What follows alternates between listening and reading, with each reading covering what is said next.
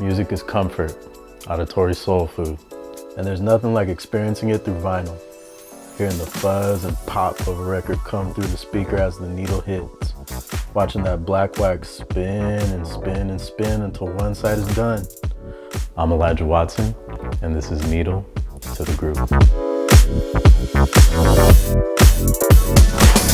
You're tuning in to the inaugural episode of Needle to the Groove, a series dedicated to speaking with vinyl lovers and collectors throughout the world about some of their favorite records and why they bring them comfort not only during times like this, but all the time.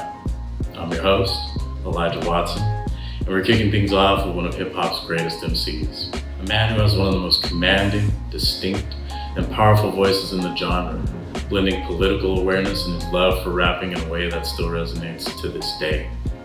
He is the leader of the legendary hip-hop group Public Enemy, whose revolutionary music is beloved by everyone from Ice Cube to the late Kurt Cobain. The group just released their 15th album, What You Gonna Do When the Grid Goes Down, which also happens to be the first album on Def Jam in 22 years. It's the one and only Chuck D. Peace, Elijah. Hey Chuck, how you doing? I'm good. You ready to do this, bro? Yes, sir. Richard Pryor's greatest hits. Woo! White folks are mad at Ollie because they are, man. Ollie kicking ass, making money, ain't killed nobody. In the 60s, he eased a lot of minds with comedy. So that's my first piece of vinyl. And what I do is I collect inner sleeves. Wow. Then I decide to go with this one.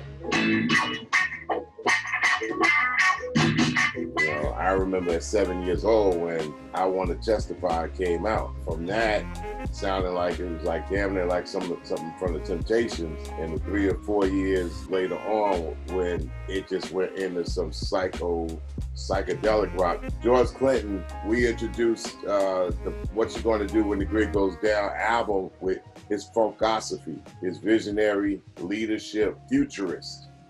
That's what, you know, early Funkadelic and early Parliament was. They were futurists. But you know the trick on opening up a record, right? I feel like I do it wrong. I just try and look for the weak spot in the plastic, then take it off. Go like this, melts the plastic.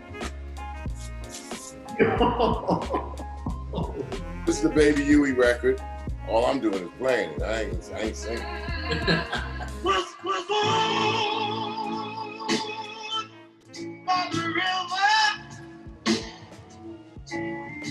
It's funny thing about it, everybody that did Change Is Gonna Come died like a year or two later. Sam Cooke did and died. Otis Redding did and died. Baby Huey did it in '69, died less than a year later. I think artists is afraid to make Change Is Gonna Come. As you know, I've delivered so far 3 albums from the 70s. Richard Pryor from 77, Baby Huey from 69, but really 1970, and Funkadelic from 1970, which tells you the state of mind I'll be staying in. Yeah.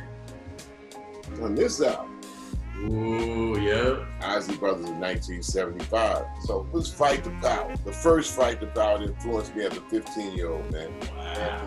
Big up to the Isleys. DJ Lloyd, Afterburn, Jaheim, his whole catalog piece. I have a couple of solo projects. This is a lecture I did at Eckerd University in 2015. And this is Alicia Crow, a sister I went to college with. I'm having a good time. And I mean, you know, just being such a avid collector that you are of vinyl and records, like, what do they mean to you? The beautiful thing about vinyl today and releasing it is that they're sonic posters.